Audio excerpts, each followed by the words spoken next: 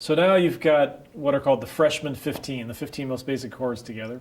And we're going to review the primary chords again. We know enough now to play the primary chords in 5 different keys. The most common keys on the guitar are C, A, G, E, and D. So it spells caged, which is actually going to become significant. The caged sequence is something we'll talk about eventually. C, A, G, and D are the most common keys on the guitar. Let's just go quickly through and look at the primary chords in those 5 keys. So in the key of C, the 1 chord is C, the 4 chord is F, and the 5 chord is G. In the key of A, the 1 chord is A, the 4 chord is D, and the 5 chord is E. In the key of G, the 1 chord is G, the 4 chord is C, the 5 chord is D. In the key of E, the 1 chord is E, the 4 chord is A. We don't know B yet, so we'll use a B7. The 5 chord is B, or B7. And in the key of D, the 1 chord is D, the 4 chord is G, and the 5 chord is A. So notice how those basic chords that you've been working so hard to learn, they all fit together in this system, and there are 5 keys, like I said, that are the most common.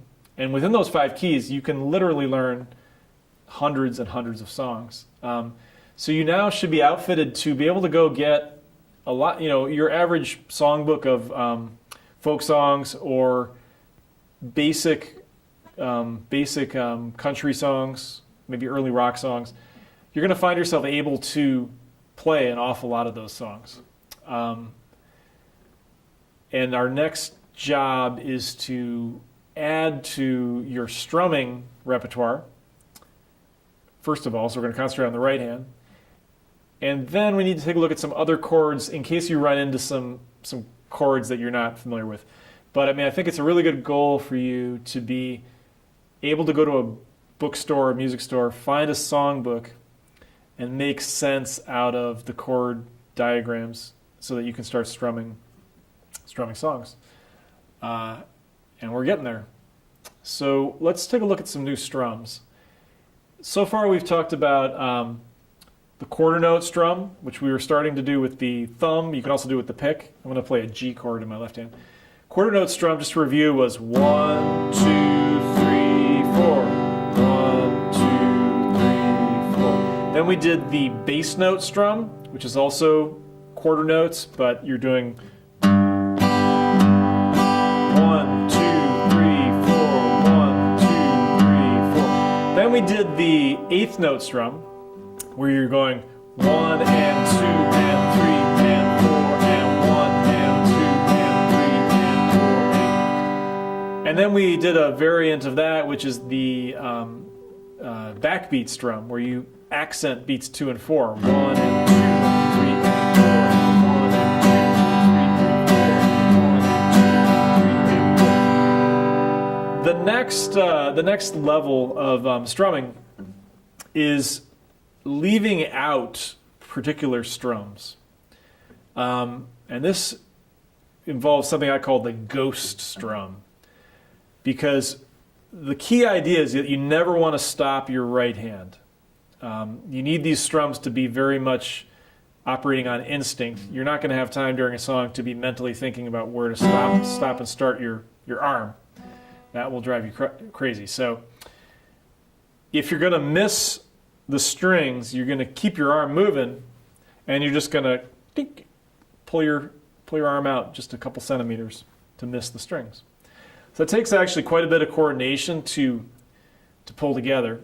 There's one basic strum I call the Pop Strum. Works with lots of Beatles songs and things like that. And it looks like this. It's an eighth note strum, so you're starting off 1 and 2 and 3 and 4 and. But you're going to skip 2 strums, miss the strings on 2 strums.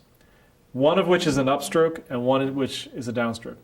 So in slow motion, you're going to go 1, and then miss the strings, 2, and then miss the strings on beat 3, and 4, and. Up to speed it sounds like this.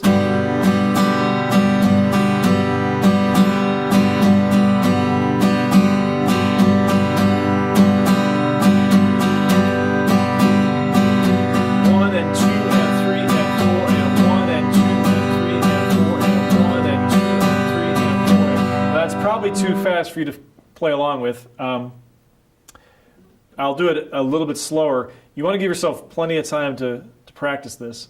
And counting out loud is really important because otherwise you can lose track of where beat 1 is. So if we go 1 and 2 and 3 and 4 and 1 and 2 and 3 and 4 and 1 and 2 and 3 and 4 and 1 and 2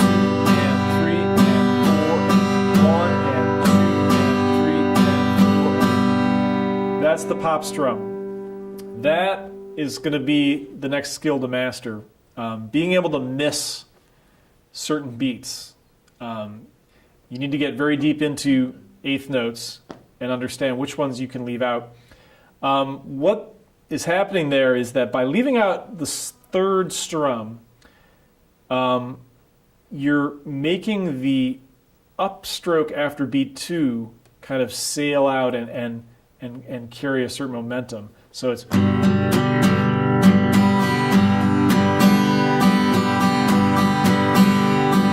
And you can even accent that upstroke a little bit.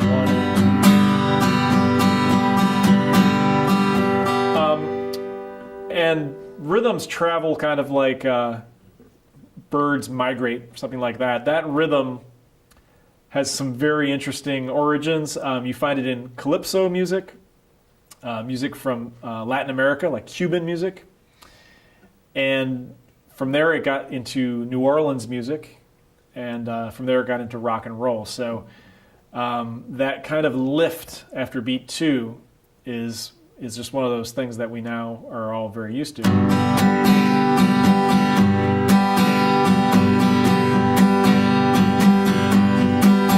I like to just call that the pop strum. That would be a really good rhythm for you to acquire. And then, the real fun is that once you know a certain bunch of strums, it's really up to you to try out what works for you on certain songs. And any given song can usually support more than one strum. Can just experiment and have fun with it.